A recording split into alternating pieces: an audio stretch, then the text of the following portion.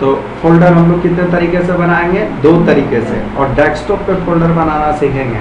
तो पहला तरीका है कि डेस्कटॉप पे राइट क्लिक करेंगे, राइट क्लिक किए, फिर कहाँ पे जाएंगे? न्यू, फिर कहाँ पे जाएंगे? फोल्डर।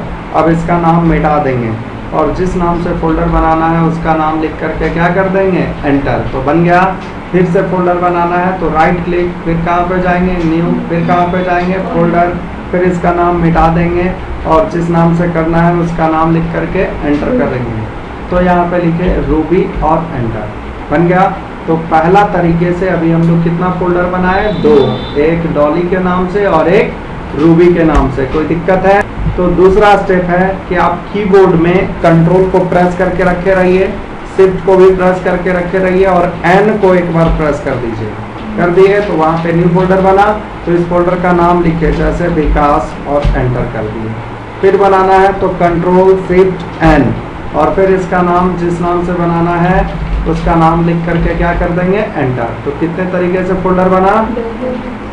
अब आपको पता होना चाहिए कि एक ही जगह पे एक ही नाम से 2 फोल्डर नहीं बन सकता है। जैसे ये डॉली के नाम से हम यहाँ पे बना चुके हैं फोल्डर और फिर से राइट क्लिक, न्यू और कहाँ पे गए? फोल्डर, और फिर से हम डॉली लिख देंगे तो एंटर करेंगे तो बता रहा this destination already contents a folder named Dolly, और यस करेंगे तो ऐसा नहीं है कि डॉली 2 बन जाएगा। यानी एक जगह पे एक नाम से कितना फोल्डर हो सकता है? देखिए अब क्या करेंगे, फोल्डर बनाने के पहले नाम लिखने से पहले कोई भी डॉट वगैरह का इस्तेमाल नहीं करेंगे। जैसे डॉट लिखने के बाद कृष्णा कर दिए तो यहाँ पे बोला you must type a file name, यानी आपको स्पेशल नेम देना होगा कि कौन से नाम से बनाना है। या हैज वगैरह दे देंगे तो ये बन जाएगा, लेकिन ये सही तरीका नहीं है। सही तरीका क्या है कि उस फोल्डर का नाम देंगे कि कौन से नाम से आप फोल्डर बनाना चाहते हैं। फोल्डर बनाते समय फोल्डर का कोई भी नाम नहीं देते हैं तो आप राइट क्लिक करके न्यू पे क्लिक किए, फोल्डर पे गए, इसका नाम मिटा दिए और एंटर कर देंगे तो ऐसा नहीं है कि बिना नाम का फोल्डर बनेगा, वो बन जाता है बाय डिफॉल्ट न्यू फोल्डर के नाम से। देखिए कौन से नाम से बन गया? तो न्यू फोल्डर को ही न्यू फोल्डर 1 कहते हैं। तो फिर से जब हम बनाना स्टार्ट करेंगे राइट क्लिक न्यू फोल्डर पे और फिर इसका नाम मिटा देंगे और फिर एंटर कर देंगे तो वो न्यू फोल्डर 1 था और ये क्या बन जाएगा? न्यू फोल्डर 2, और फिर से बनाएंगे तो क्या बन जाएगा? New folder 3। क्लियर है? अब बोला क्या, अगर आप यहाँ पे राइट क्लिक न्यू फोल्डर और यहाँ लिखे CON कौन तो एरर आएगा, COM1 भी लिखेंगे तो एरर आएगा, PRN भी लिखेंगे तो एरर आएगा, AUX भी लिखेंगे तो एरर आएगा, नल भी लिखे तो एरर आएगा। आ गया? तो ये सभी नामों से फोल्डर नहीं बन सकता है। अब हम लोग पढ़ने जा रहे हैं फोल्डर को रीनेम करना। रीनेम का मतलब होता है कि फोल्डर का नाम को बदल देना। तो 2 तरीके से रीनेम करते हैं। पहला तरीका है कि जैसे मुझे ये डॉली फोल्डर को रीनेम करना है तो इसी पे राइट क्लिक करेंगे। कौन सा क्लिक? Right click. फिर कहाँ पे जाना पड़ेगा? रीनेम पे, और इसका नाम मिटा देंगे और यहाँ पे लिख दिए अंजलि और फिर एंटर कर दिए। बन गया? तो डॉली अब कौन से नाम से बन गया? अंजलि के नाम से। फिर ये रूबी को रीनेम करना है तो राइट क्लिक, फिर कहाँ पे क्लिक करेंगे?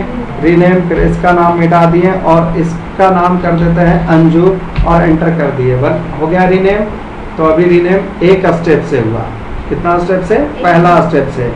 अब पहला तरीके से रीनेम करना तो आ गया। अब दूसरे तरीका क्या है कि एक बार किसी फोल्डर को सेलेक्ट करिए यानी लेफ्ट क्लिक और कीबोर्ड से F2 बटन प्रेस करेंगे।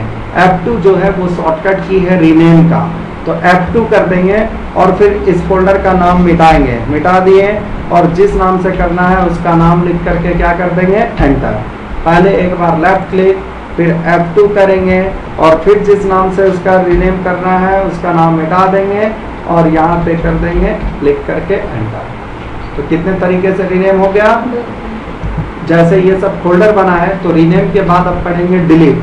तो डिलीट 2 तरीके से करते हैं। पहला तरीका क्या है कि जिस फोल्डर को डिलीट करना है उसी पे राइट क्लिक करके कहाँ पे क्लिक करेंगे? डिलीट। फिर क्या करेंगे? यस। फिर राइट क्लिक, फिर डिलीट, फिर क्या कर देंगे? यस। फिर राइट क्लिक, फिर डिलीट, फिर यस। तो अभी जो विंडोज 11 ऑपरेटिंग सिस्टम है उसमें आप राइट क्लिक करके डिलीट करेंगे तो यस नो का ऑप्शन नहीं देगा, वो डायरेक्ट क्या हो जाएगा? डिलीट हो जाएगा। अब है दूसरा स्टेप। दूसरा स्टेप है, जिस फोल्डर को डिलीट करना है उस पर एक बार लेफ्ट क्लिक करिए तो सेलेक्ट हो जाएगा और कीबोर्ड में ये डिलीट लिखा हुआ रहेगा। क्या लिखा हुआ रहेगा? डिलीट या डेल, है ना। अब इसको प्रेस करके क्या प्रेस कर देंगे? एंटर। तो फिर एक बार लेफ्ट क्लिक करेंगे जिस फोल्डर को डिलीट करना है, फिर डेल, फिर एंटर, फिर लेफ्ट क्लिक, फिर डेल, फिर एंटर, फिर लेफ्ट क्लिक, फिर डेल, फिर एंटर। क्लियर है? जब भी हम लोग फोल्डर या फाइल को डिलीट करते हैं तो वो परमानेंट डिलीट नहीं होता है, वो कहाँ पे चल गया?